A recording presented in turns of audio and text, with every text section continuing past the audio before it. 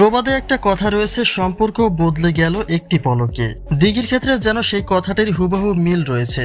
কেননা এবার আর শুধুমাত্র স্থির চিত্রে সীমাবদ্ধ নেই, বরং বুবলির সাথে একই স্টেজে পারফর্ম করছেন প্রার্থনা ফারদিন দিঘি, যা কিনা বরাবর অপু বিশ্বাসের সাথে করতেন তিনি। কিন্তু সেই ধারা পাল্টে গিয়ে এখন বুবলির দিকে ঘুরে দাঁড়িয়েছে, যা নিতান্তই কষ্টদায়ক অপু বিশ্বাসের জন্য।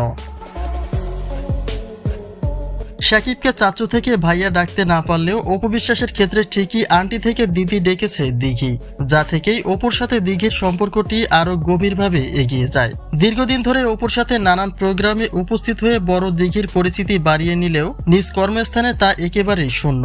অর্থাৎ প্রতিটি শিল্পী চায় একজন সিনিয়র শিল্পীর মাধ্যমে নিজ কর্মস্থান গড়ে নিতে, কিন্তু অপু বিশ্বাসের মধ্য দিয়ে দিঘির সেই স্বার্থ হাসিল করা থাক দূরের কথা, বর্তমান সময়ে অপু নিজেই সকল কর্মস্থান থেকে বঞ্চিত হচ্ছেন, যে কারণে দিঘি তার ক্যারিয়ার ব্রাইট করে তোলার জন্যই অপু বিশ্বাসকে ছেড়ে বুবলির হাত ধরেছে বলেও মনে করছে অনেকে।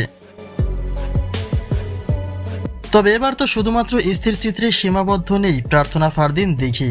বুবলির সাথে সম্পর্ক গড়ে তুলতে না তুলতেই স্টেজে পারফর্ম করার সুযোগ পেয়েছেন দিঘি, আর তারই প্রেক্ষিতে সুযোগের সদ্ব্যবহার করছেন এই নায়িকা। অর্থাৎ একই স্টেজে পারফর্ম করে মঞ্চ মাতিয়েছেন শবনম বুবলি এবং প্রার্থনা ফারদিন দিঘি, যেখানে অপু বিশ্বাসের নামটি না চাইতেও চলে আসে। যে দিঘি অপুকে ছাড়া কিছুই বুঝতো না, সেই দিঘি এখন অপুর চরম শত্রু বুবলির সঙ্গেই হাত মিলিয়েছেন।